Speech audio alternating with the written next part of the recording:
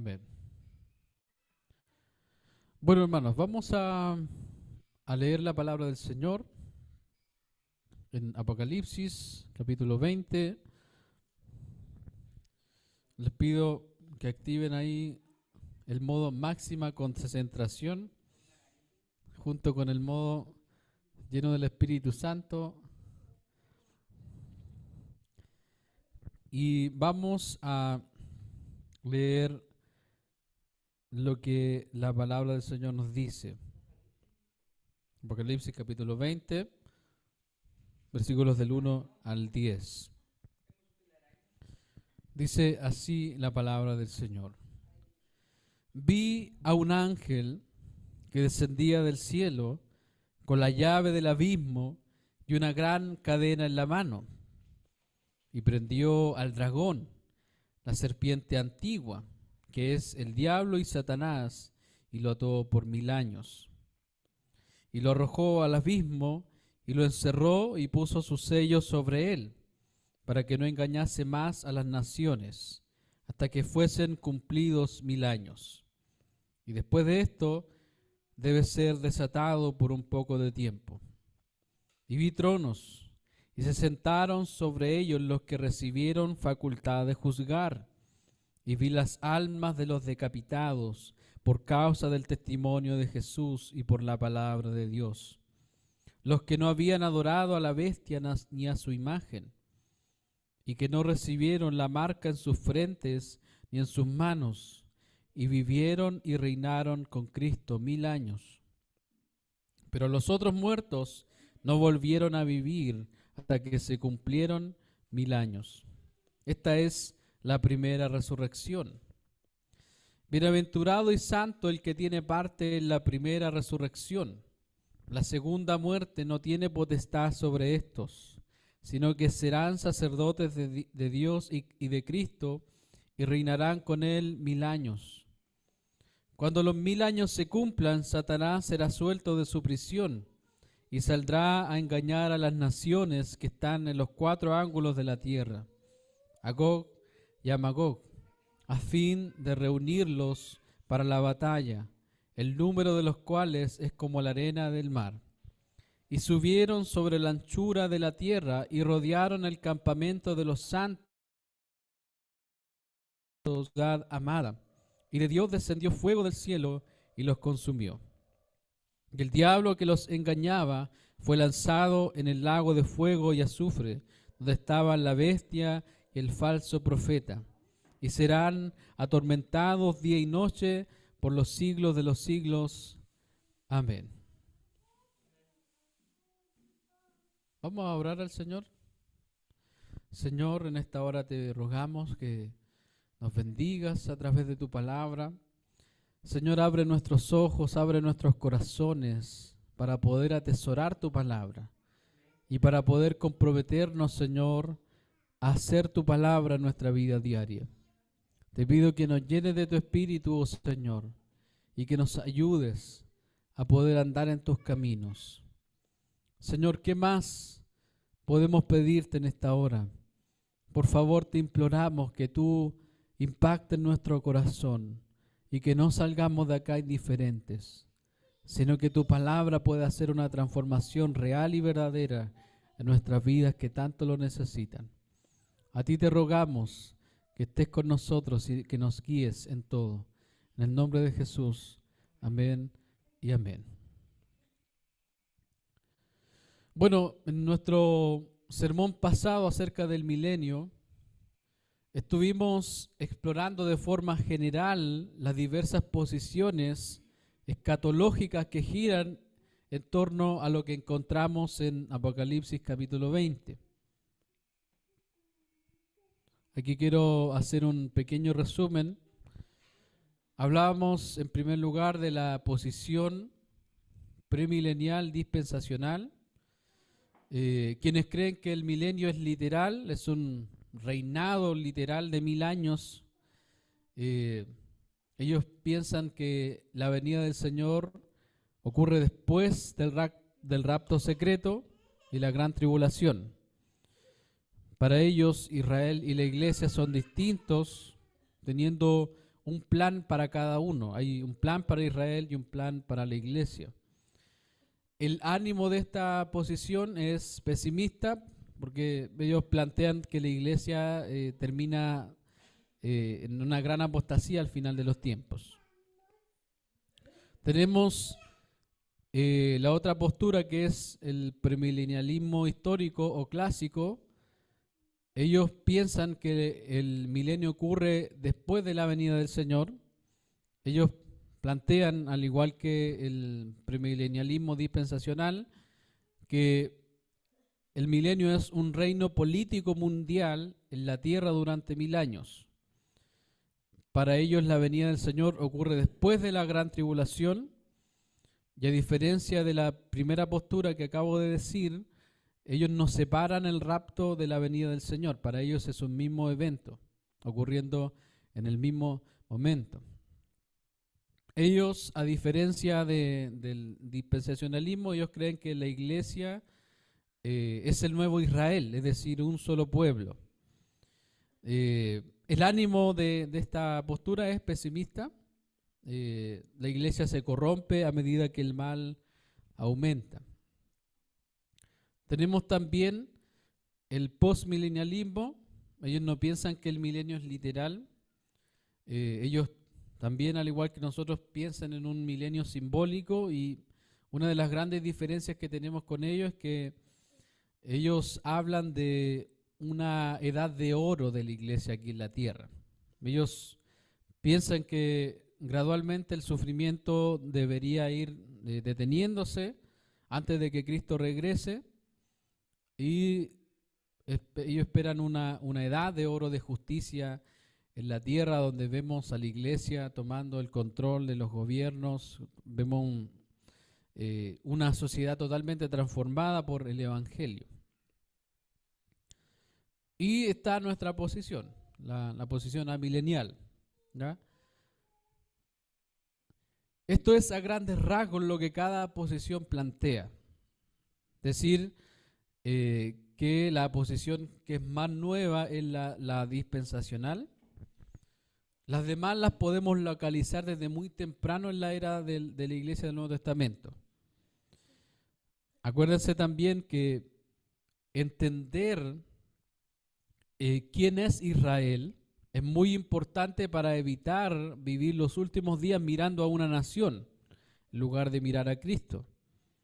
Acuérdense de lo que Bavinck decía en su dogmática reformada: sea cual fuere el futuro político de Israel como nación, la verdadera iglesia, el pueblo de Dios, trasciende las fronteras étnicas. Esto es un consuelo para nosotros, porque la realidad, hermanos, es que Cristo es el verdadero Israel.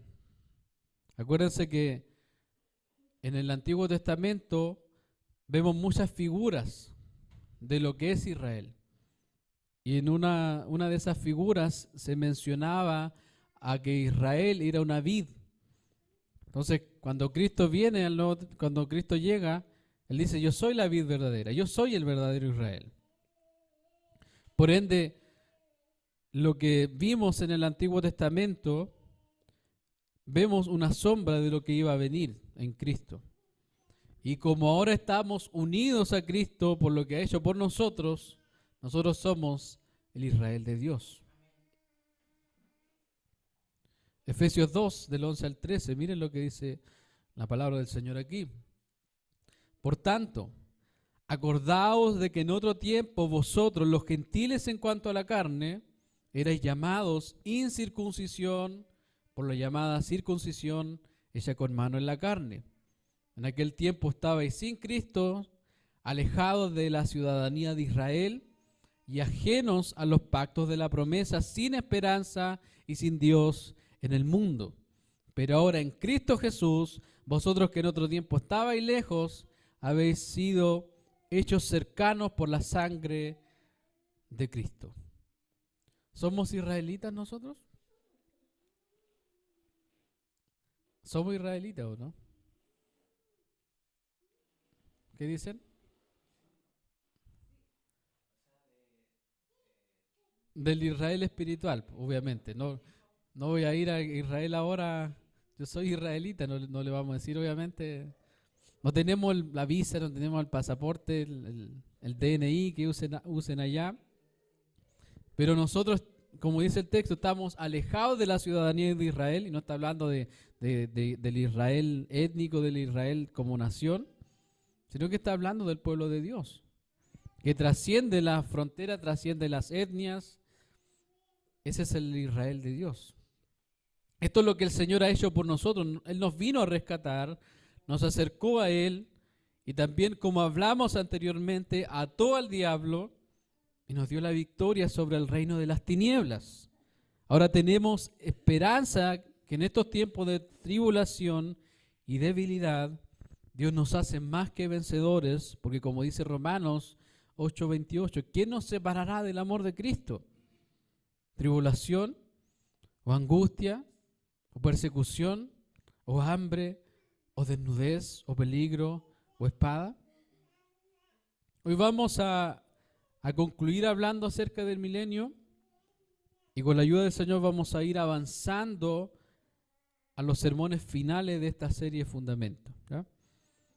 Y antes de acercarme al texto bíblico, quiero contarles un poco de la historia del amilenialismo, ¿ya? Para que ustedes sepan de dónde viene lo que nosotros, de dónde viene la postura a la cual nosotros nos inclinamos, ¿ya? Y en uno de los primeros escritos sobre escatología cristiana, el apologista Justino Mártir, en su diálogo con el judío Trifón, afirma que hay otros cristianos que no están de acuerdo con su postura premilenialista, es decir, el regreso de Jesús antes del milenio. Y aquí esto es muy interesante porque Justino Mártir dice esto por el 160 después de Cristo, ¿ya? Dice, ya antes, pues, te he confesado que yo y otros muchos sentimos de esta manera y creemos que así ha de suceder. La posición de Justino Mártir era un reino milenial futuro, una visión premilenial de la historia. Y aquí le decía, como tú ciertamente sabes, pero por otra parte, también te he indicado que hay muchos cristianos de fe pura y piadosa que piensan de otro modo. Es decir, lo que Justino Mártir nos está diciendo ya por el 160 es que la posición premilenial y la amilenial ya estaban en la iglesia. Dice, yo por mi parte, y si hay algunos otros cristianos de recto sentir en todo, no solo admitimos la futura resurrección de la carne, sino también 1000 años en Jerusalén, reconstruida, hermoseada y dilatada. Esa es la posición que tenía Justino Mártir. Entonces, ¿esto qué nos muestra? Que desde muy temprano la iglesia ha tenido diferentes posturas respecto al milenio y cuándo ocurrirá la venida del Señor, si antes o después del milenio, ¿ya? O sea que podríamos decir que históricamente no podemos decir esta es la posición de la iglesia, ¿ya? Porque no ha habido una posición, no, esta es la posición ortodoxa de la iglesia y esto es lo que sí o sí es, porque son temas muy misteriosos. Entonces, hay un progreso. Fíjense lo que pasa años más tarde. Tenemos a Agustín de Hipona. Agustín de Hipona es uno de los más grandes teólogos de la historia y es de quien Calvino toma muchas ideas para lo que él iba a desarrollar después, lo que conocemos como las doctrinas de la gracia. Calvino toma las ideas de Agustín de Hipona. Y fíjense lo que decía Agustín. Pero mientras el diablo está atado, los santos reinan con Cristo durante los mismos 1000 años, entendidos de la misma manera, es decir, del tiempo de su primera venida. Es decir, Agustín no está situando el milenio después de su segunda venida, sino que Agustín lo está situando en este periodo, entre el periodo de la primera venida y hasta que el Señor regrese. Dice, la iglesia no podría llamarse ahora su reino o el reino de los cielos a menos que sus santos estuvieran reinando con él. Aunque de otra manera muy diferente, porque a sus santos les dice, he aquí que yo estoy con vosotros todos los días hasta el fin del mundo. Es decir, ¿cuál era la posición de Agustín de Hipona? ¿Amilenial o premilenial? Amilenial. Nuestra posición se inclinaba por lo menos lo que veo acá no es lo mismo no es el mismo desarrollo que hoy día tenemos, ¿ya? Porque todo esto es un desarrollo, ¿ya? Todo esto va creciendo, se van añadiendo matices, el Señor va levantando hombres que el Señor usa para hacernos entender la palabra del Señor. Avancemos al periodo de la Reforma. Podemos decir que los líderes, Lutero, Calvino, Zwinglio, etcétera, se mantuvieron en la línea amilenial, ¿ya? En la Confesión de Fe de Augsburgo, que recoge la enseñanza de Lutero, Lutero dice ahí en el artículo 17, se condena, entre otras cosas, dice, a otros que ahora difunden ciertas opiniones judías, de que antes de la resurrección de los muertos los piadosos tomarán posesión del reino del mundo, habiéndose suprimido en todas partes a los impíos. Lutero no estaba de acuerdo con que antes de la venida del Señor iba a haber también un milenio, aquí un gobierno político donde la iglesia reinara. Él no estaba de acuerdo con eso. Entonces, podemos decir que en la historia la postura milenial ha tenido un lugar importante en la iglesia. No ha sido la postura de la iglesia, porque siempre ha coexistido con las demás posiciones. Pero no está en desacuerdo, que es lo importante, con las verdades esenciales que todos los creyentes verdaderos creen. ¿Qué es lo que pasó a grandes rasgos para que ustedes sepan? En el siglo XIX, en el siglo XX, surge lo que es la visión dispensacional. Y de alguna forma, si ustedes se dan cuenta, para la mayoría de Latinoamérica y para muchas iglesias, lo que estamos exponiendo hoy día es algo totalmente desconocido. Yo creo que todos nosotros antes decíamos, viene el rapto primero, el Señor libra a la iglesia de la gran tribulación, después vienen los 7 años y después de eso viene la segunda venida de Cristo. Una segunda venida como en dos etapas. Yo creo que la mayoría de nosotros creía eso. Y es porque el amilenialismo, postmilenialismo y el premilenialismo histórico se fueron como apagando de alguna forma con la llegada del dispensacionalismo. Eso es para que ustedes sepan. Algo que no debemos olvidar es que a pesar de que la escatología es importante, no nos da el derecho de tratar de hereje a alguien que piensa distinto a nosotros respecto a estos temas, ¿ya? Porque, por ejemplo, Sugel Michelén, él comparte el amilenialismo con nosotros. Pero, por ejemplo, Miguel Núñez, él cree en un milenio literal. Y así otros grandes pastores que uno conoce, que son hombres que el Señor ha usado en el tiempo y durante toda la historia ha sido así. Entonces, debemos decir que los errores se combaten, pero en algunas cosas se deben apreciar las diferencias y abrazar lo esencial de la doctrina apostólica. Se pueden hacer debates y todas esas cosas, pero no con el fin de destrozar al oponente, sino más bien como de apreciar las diferencias y guardar el respeto frente a todas las diferencias que existen respecto a estos temas, ¿ya? Así que habiendo dicho eso, por favor, quiero que pongas tus ojos ahí en el texto, ¿ya? Y vamos a comenzar leyendo los primeros versículos. Bueno, las imágenes que ustedes ven no las pinté yo, sino que las produjo una inteligencia artificial. Y fíjense lo que dice acá los primeros 3 versos. Vi a un ángel que descendía del cielo con la llave del abismo y una gran cadena en la mano, y prendió al dragón, la serpiente antigua, que es el diablo y Satanás, y lo ató por 1000 años y lo arrojó al abismo y lo encerró y puso sus sellos sobre él para que no engañase más a las naciones hasta que fuesen cumplidos 1000 años, y después de esto debe ser desatado por un poco de tiempo.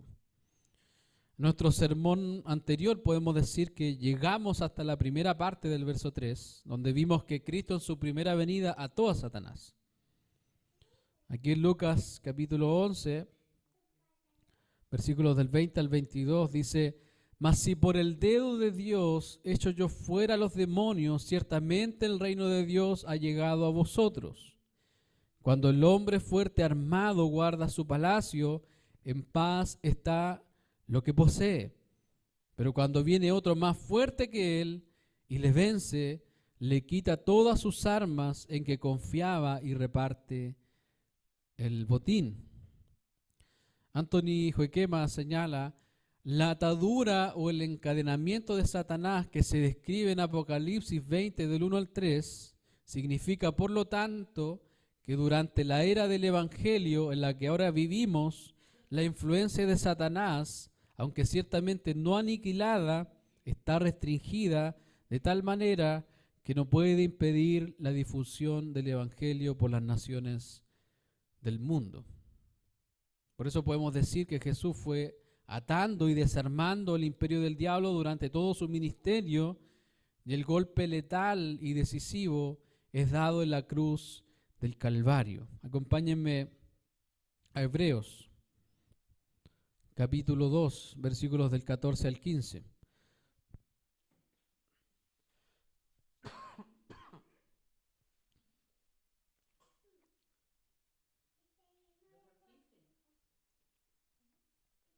Hebreos 2, del 14 al 15.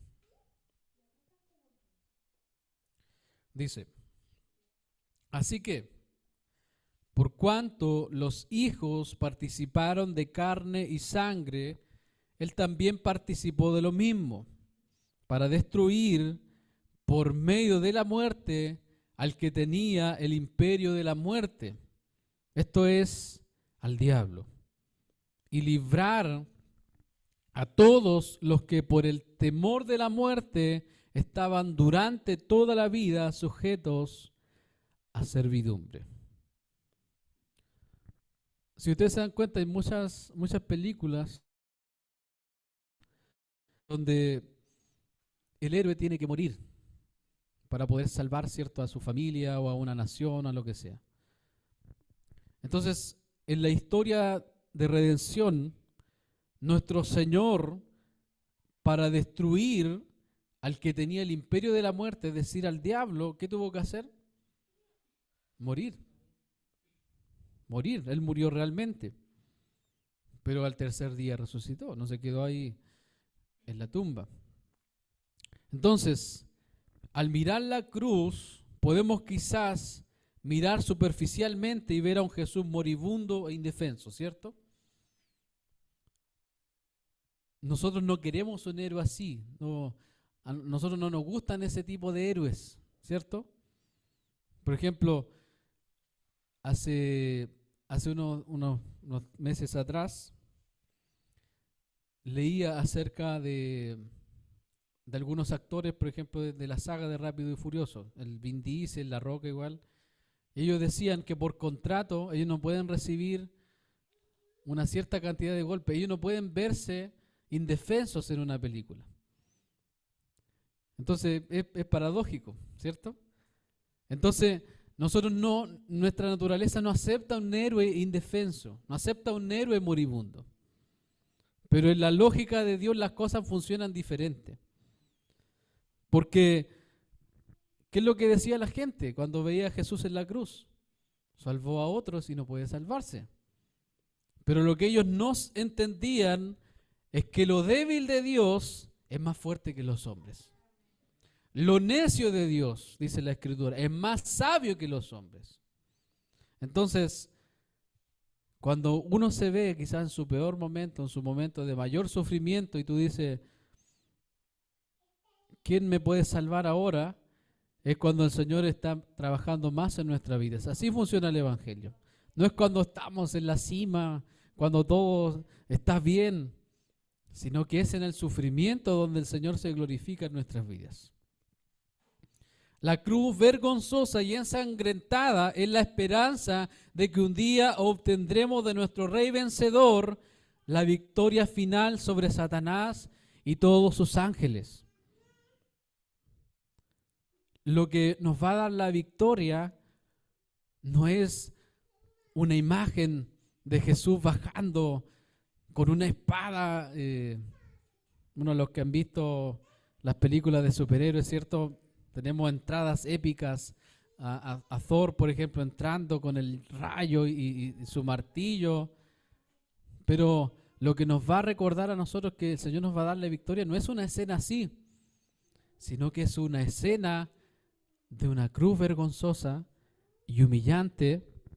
Y esa es la esperanza de que un día obtendremos la victoria completa. Obviamente nuestro Señor al tercer día resucita y eso es más épico que cualquier cosa. Acompáñenme, miren, a Apocalipsis 12, que es un texto que no leímos, solamente para que ustedes sepan, hermanos. Apocalipsis, por lo menos en nuestra visión, no es un libro cronológico, ¿ya? Es un libro donde uno ve ciclos. Por ejemplo, no podemos decir, del 1 al 7, eso es lo que pasa en la tierra, del 8 al 20, eso pasa en el cielo, y no podemos decir, sino que hay ciclos, donde muchas veces comienza el capítulo mostrándonos la primera venida del Señor, todo lo que está pasando ahí.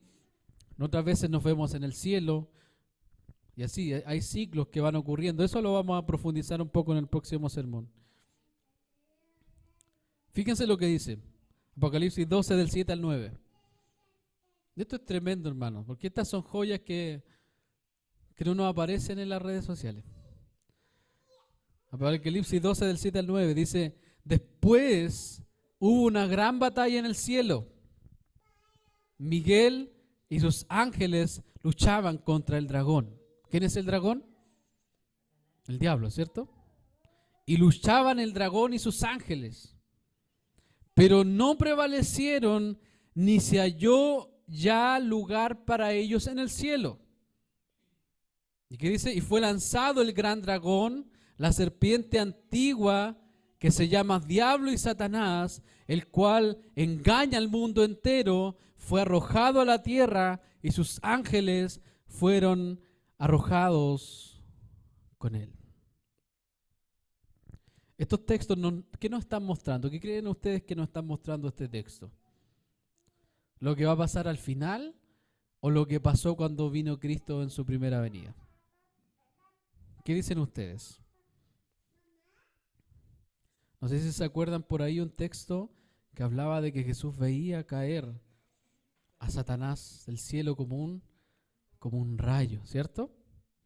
Entonces, ¿dónde ubicamos esto? ¿Primera o segunda venida? Primera venida, sí. La derrota de Satanás fue efectuada con la muerte, resurrección y ascensión de Cristo. Hay un texto muy interesante en Job, donde dice que se vienen a presentar de delante de Dios los hijos de Dios, y entre ellos también se presenta alguien. ¿Quién se presentó ahí? Satanás, ¿cierto? El mismísimo Satanás. El Señor lo reprenda. Y en Zacarías 3 también nos habla de que Satanás se presenta delante de Dios a acusar a los santos de Dios. Pero Cristo ahora, luego de su ascensión, se presenta ante Dios como nuestro abogado defensor. Eso quiere decir que el diablo ya no se puede presentar delante de Dios a acusarnos, porque ya está nuestro abogado defensor ahí, defendiéndonos. Él va a seguir acusándonos a nosotros hasta el fin del mundo, pero ya no tiene acceso a la presencia de Dios, porque el texto nos dice: Fue lanzado fuera el gran dragón, la serpiente antigua que se llama Diablo y Satanás, el cual engaña al mundo entero, fue arrojado a la tierra y sus ángeles fueron arrojados con él. Por eso Romanos 8:33 dice, ¿quién acusará a los escogidos de Dios? Dios es el que justifica. Así que no te venga a meter pensamientos de acusación en tu vida. Oh, pero mira lo que hiciste tú en el pasado. Mira lo que hiciste hoy día. ¿Cómo vas a ir a la iglesia con esa actitud? Si ni siquiera oraste antes de salir. El diablo viene a acusar, viene a traernos todas esas cosas. Y aquí vamos a la última parte del verso 3 de nuestro texto central. Y después de esto debe ser desatado por un poco de tiempo. Aquí se nos dice que después de los 1000 años, de este periodo largo de tiempo, ¿cierto? Que no son 1000 años de forma literal, Satanás será soltado por un poco de tiempo. Versículos del 4 al 6. Dice, y vi tronos, y se sentaron sobre ellos los que recibieron facultad de juzgar, y vi las almas de los decapitados por causa del testimonio de Jesús y por la palabra de Dios. Los que no habían adorado a la bestia ni a su imagen y que no recibieron la marca en sus frentes ni en sus manos, y vivieron y reinaron con Cristo 1000 años. Un paréntesis pequeño, ¿qué será esto de la marca de la bestia? Los que no se pusieron la Pfizer, la Sinovac. Todos aquellos hermanos que no creen en el Señor tienen la marca de la bestia. Es así de simple. Todos ellos se postran ante la imagen, se postran ante el diablo, se postran ante ellos mismos. Nosotros no tenemos esa marca. Nosotros tenemos la marca de Cristo. Nosotros tenemos el sello del Espíritu Santo.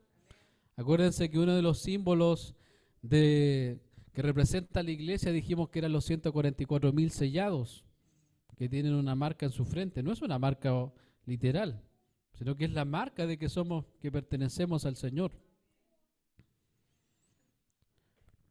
Pero los otros muertos no volvieron a vivir hasta que se cumplieron 1000 años. Esta es la primera resurrección. Bienaventurado y santo el que tiene parte en la primera resurrección. La segunda muerte no tiene potestad sobre estos, sino que serán sacerdotes de Dios y de Cristo y reinarán con él 1000 años. Aquí estos versículos son muy interesantes, porque los versículos del 1 al 3 nos daban la perspectiva de lo que estaba pasando en la tierra durante el milenio. Y ahora desde el versículo 4 al 6 nos muestra la perspectiva del cielo. Por eso dice, y vi tronos. En Apocalipsis aparece mucho la palabra trono y la mayoría de las veces que aparece se refiere a tronos que están en el cielo. Y fíjense lo que Juan ve. Dice, y se sentaron sobre ellos los que recibieron facultad de juzgar, y vi las almas de los decapitados por causa del testimonio de Jesús y por la palabra de Dios. El pastor Rafael Alcántara comenta, tenemos también la palabra almas, que es usada en Apocalipsis 6 del 9 al 11 para referirse a los creyentes que han muerto, sobre todo los mártires, y que esperan el día de la resurrección. No debe resultar extraño entonces si en este pasaje le damos el mismo uso a estos términos. De modo que aquí parece ser que nos habla de un reino milenial simbólico de los que han muerto en Cristo, principalmente los mártires durante la era evangélica. O sea que todos los muertos en Cristo, todos los muertos, en especial aquellos que han sido martirizados, están reinando en este momento junto al Señor. No están ahí durmiendo en una siesta eterna, sino que están ahí reinando con nuestro Señor en este momento. Fíjense que el texto 4 al final dice, y vivieron y reinaron con Cristo 1000 años. Usted se preguntará, pero ¿cómo van a vivir y reinar si estas personas estaban en el cielo, incluso habían muerto como mártires de la fe? Eso quiere decir que estas personas dieron su vida por Cristo y ausentes del cuerpo, es decir, muertos físicamente, pasaron a estar presentes del Señor. Como dice 2 de Corintios 5:8. Cuando uno muere, uno inmediatamente está ausente del cuerpo, presente del Señor. Es así. Si uno muere en Cristo, nos vamos a la presencia del Señor de inmediato.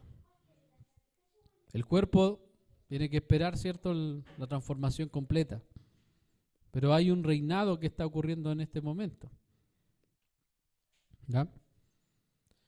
El verso 5 dice algo interesante.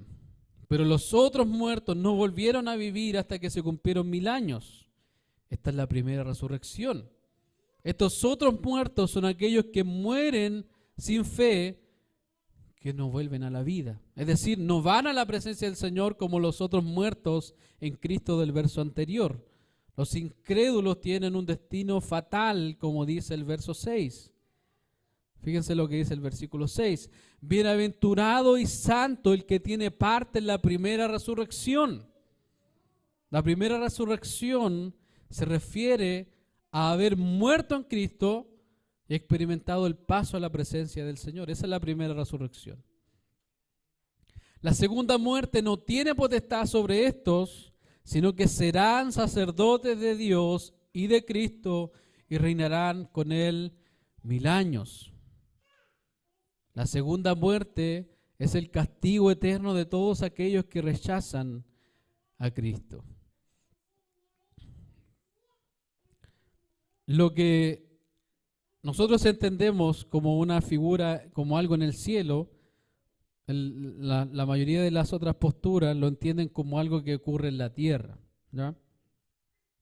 Pues qué más señala, la escena, como hemos visto, está ubicada en el cielo. Nada se dice en los versículos 4 al 6 respecto a la tierra, respecto a Palestina como centro de este reinado, respecto a los judíos. Tampoco se dice nada aquí respecto a creyentes que estén en la tierra durante el reinado del milenio. La visión trata exclusivamente de creyentes que han muerto. El reinado de este milenio no es algo que debemos esperar en el futuro, es algo que está presente ahora y lo estará hasta que Cristo regrese.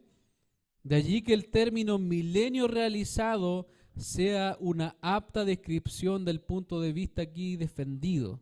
Si se tiene en mente que el milenio en cuestión no trata de un reinado terrenal, sino celestial. Sí, estamos en el milenio, sí. Desde que Cristo fue atado.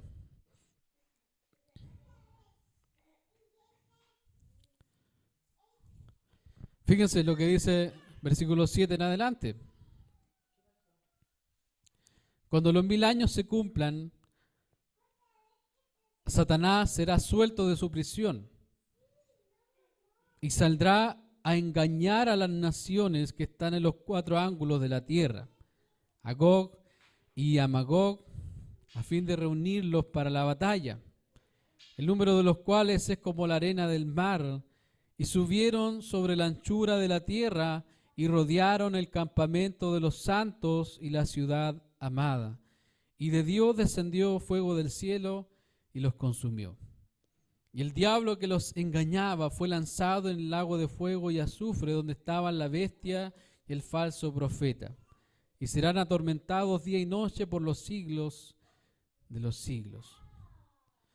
Cuando vemos estos versículos, nos damos cuenta que aquí se nos describen el poco de tiempo de Satanás soltado de su prisión, la batalla final y el juicio final, con lo que podemos llegar a la conclusión de que este periodo de 1000 años se extiende de la primera venida de Cristo hasta muy poco antes de la segunda venida del Señor.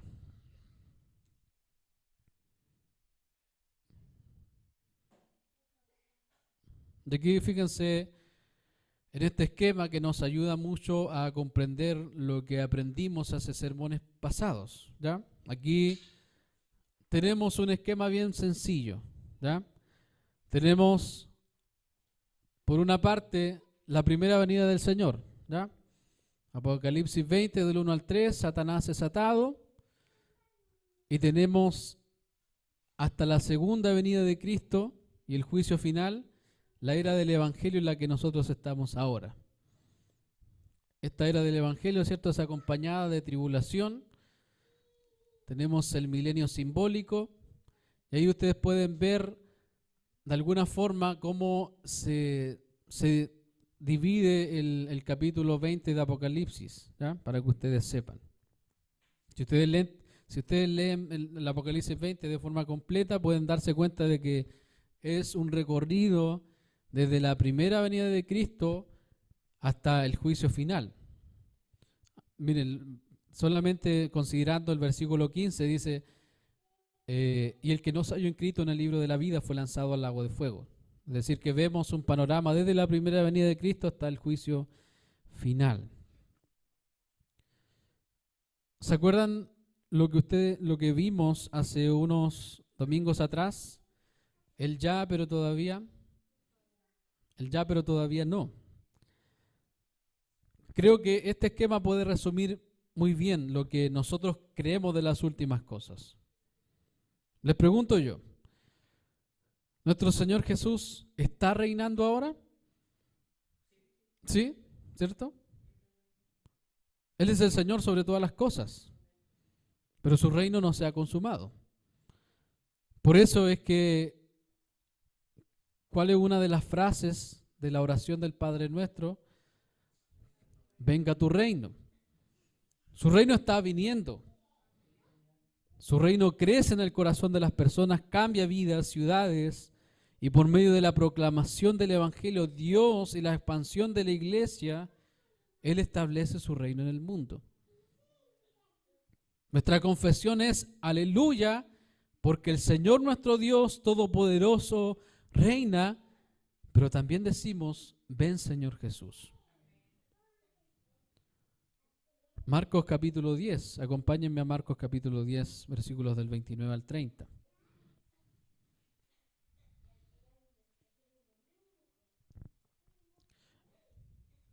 Esto va a estar todo disponible en YouTube, así que no se preocupen si algo se les escapa, porque después lo pueden ver de nuevo. Marcos capítulo 10, versículos 29 al 30.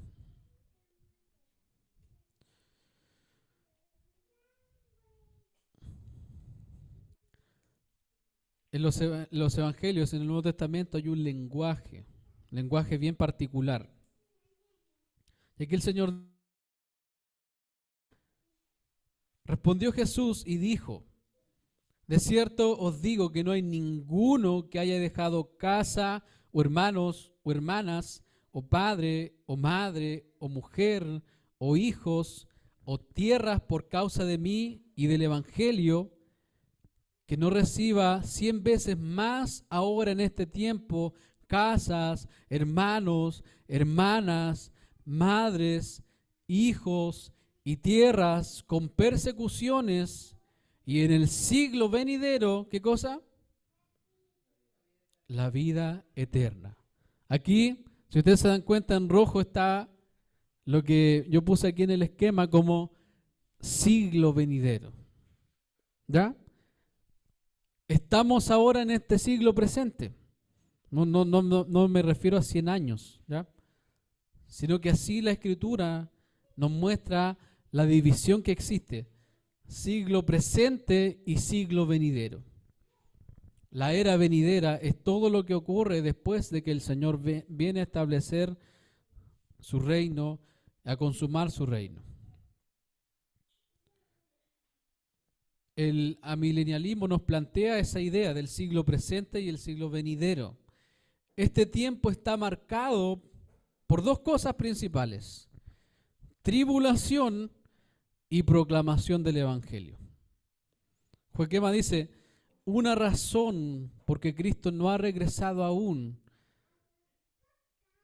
no es porque el tercer templo no está reconstruido todavía, sino que una de las razones por la que Cristo no ha regresado aún, según 2 de Pedro 3:9, es que el Señor es paciente para con los hombres, no queriendo que ninguno perezca, sino que todos procedan al arrepentimiento. Todas estas consideraciones llevan a una sola conclusión.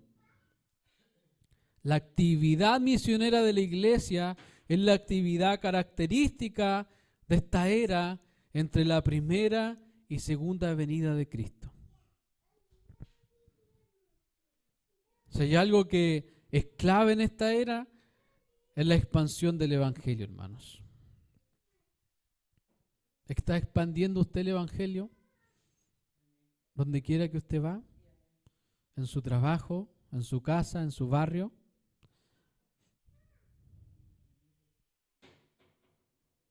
Este es un tiempo, hermanos, de siembra. Cristo en su primera venida vino a sembrar la semilla del Evangelio. La dio a sembradores que siguen esparciendo su semilla, y cuando Él regrese, vendrá a cosechar los frutos de la siembra. Acompáñenme a Mateo capítulo 13.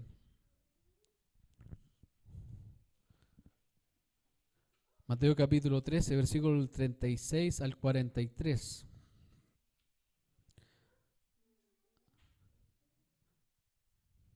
Mateo capítulo 13, versículo 36 en adelante.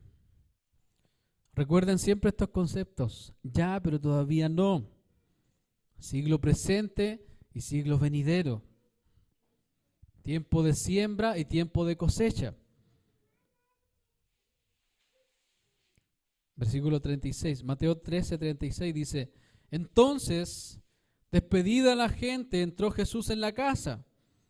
Y acercándose a él sus discípulos le dijeron: Explícanos la parábola de la cizaña del campo. Respondiendo él les dijo: El que siembra la buena semilla es el Hijo del Hombre.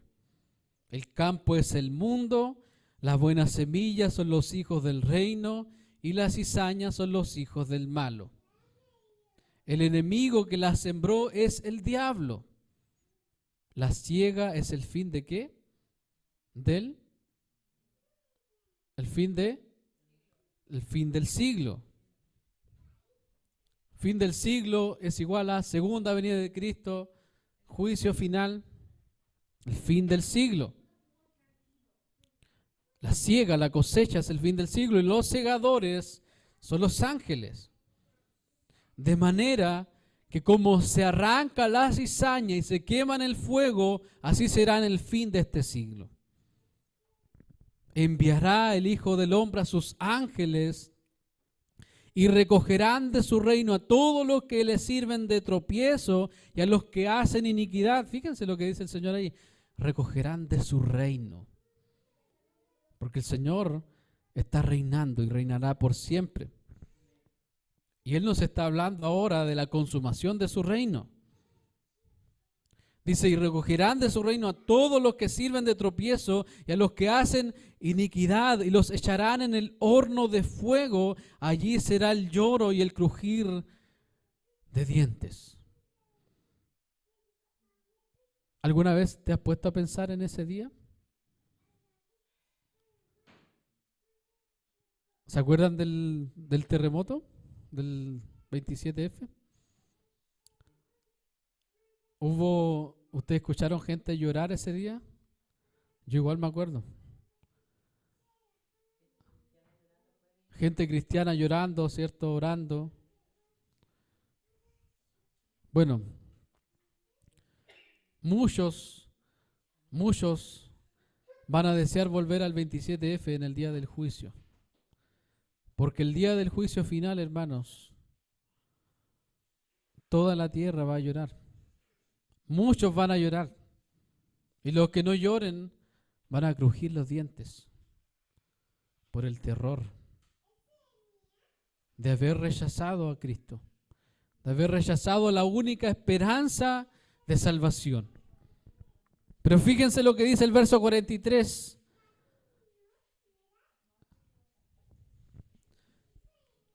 Entonces los justos resplandecerán como el sol en el reino de su Padre. El que tiene oídos para oír, oiga. Hermanos, y hermana, yo sé que hay muchas cosas misteriosas aún para nosotros, y aunque sé que me he esforzado para traer la suficiente luz respecto a estos temas, yo sé que Dios está trabajando en el corazón de cada uno de nosotros para afirmarnos en su palabra.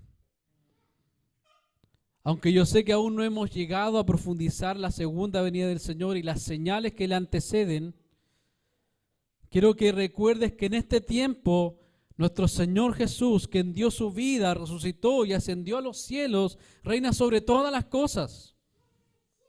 Él es el Rey del tiempo, del siglo y del venidero. Él gobierna sobre las edades. Apocalipsis 19:10 dice, en la última parte, el testimonio de Jesús, el espíritu de la profecía. En palabras sencillas, Apocalipsis nos muestra a Jesús como el Señor. Y todos aquellos que no han confesado a Jesús como Señor están en graves problemas. La segunda muerte los espera.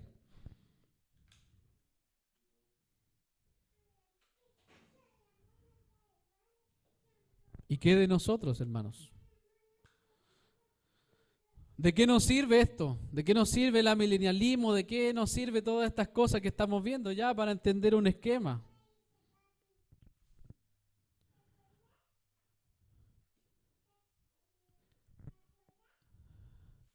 Tenemos que preguntarnos en esta mañana, ¿es Jesús el Señor de mi vida? ¿Es Jesús el Señor de mi tiempo? ¿Quién gobierna tu vida? ¿Quién gobierna tu tiempo? ¿Quién gobierna lo que haces en tu día a día? ¿Quién gobierna lo que haces cuando te levantas en la mañana y cuando te acuestas por la noche? ¿Quién gobierna tu día?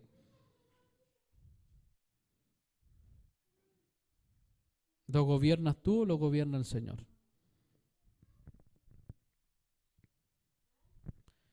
El amilenialismo, aterrizándolo a nuestra realidad y de forma práctica, es preguntarnos, ¿estoy viviendo para el señorío de Jesús o estoy viviendo para mí, para mi propia satisfacción, para mi propio descanso, para que mis derechos se satisfagan y todo eso?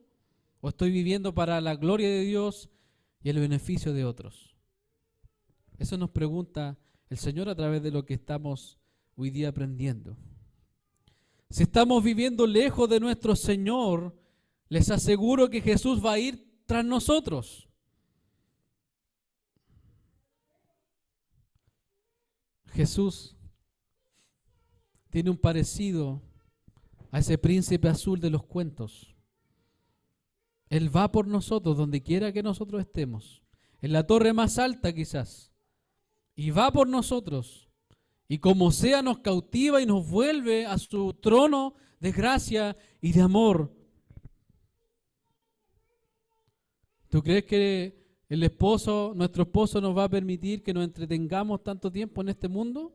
Sin que haga algo por nosotros, sin que nos saque de este mundo en el cual estamos tan entretenidos muchas veces que no estamos viendo la necesidad del otro que está sufriendo, del otro que está perdido. Estamos tan entretenidos, hermanos, en nuestra vida diaria que tenemos hasta tiempo para quejarnos. Hoy que me falta esto, que me falta esto otro.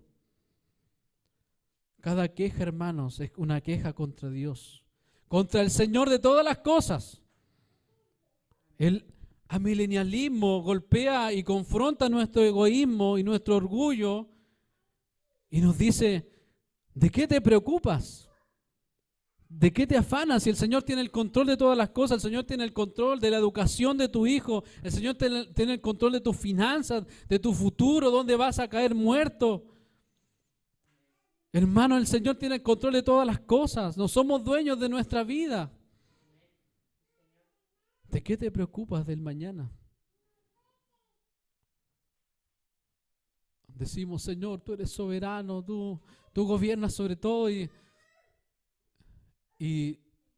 llegan las cuentas a fin de mes. Oh, Señor, nuestra fe. Y decimos, oh, ¿de dónde voy a sacar, Señor? El Señor nos confronta, hermanos, porque muchas veces nosotros queremos gobernar nuestras vidas. Pero el Señor nos está diciendo con todo lo que hemos visto, yo soy el que gobierno cada cosa, cada aspecto de todas las áreas de los creyentes. ¿De qué te preocupas? Yo creo que nadie se va a acostar pensando si el otro día va a amanecer vivo o muerto. Yo creo que nadie se va a acostar con esa realidad, pero aún así, hermanos, es el Señor quien está encargado de eso. Vemos hoy día tantos casos, personas jóvenes, personas adultas, ancianos, que de un rato para otro los vimos con tanta vitalidad, pero que al día siguiente un paro cardíaco fulminante, un ACV. Y eso es todo, la vida es pasajera. ¿Sabe lo que nos recuerda el milenio? Que no tenemos 1000 años nosotros. El milenio de alguna forma nos quiere decir, no tienen 1000 años, no tenemos 1000 años, tenemos poco tiempo. Nuestra vida es un abrir y cerrar de ojos. Vamos a abrir los ojos en unos años más y vamos a decir, uy, Señor, qué ganas de haber hecho más cosas para ti, de ganas de haber leído tu palabra unas 5 veces al año, no sé. Qué ganas de haber leído más tu palabra, de estar ahí todos los días leyendo, aunque sea un versículo, llenando mi mente de tu palabra. No, pero ya soy viejito, ya no me funciona la mente. Ya no tengo fuerzas para llegar a la casa de oración. Que no sea tarde, hermanos, que no se haga tarde. El esposo de su iglesia no va a permitir que nos entretengamos tanto tiempo en las cosas de este mundo, sino que usará todas las cosas para que centremos nuestra mirada en Él. Nuestra postura de los últimos tiempos nos llama a mirarlo a Él, vivir para Él, sufrir con Él, predicar de Él y esperar en Él, porque he aquí que viene con las nubes y todo ojo le verá, y los que le traspasaron y todos los linajes de la tierra harán lamentación por Él. Sí, amén. Ponte de pie, hermano, vamos a orar al Señor.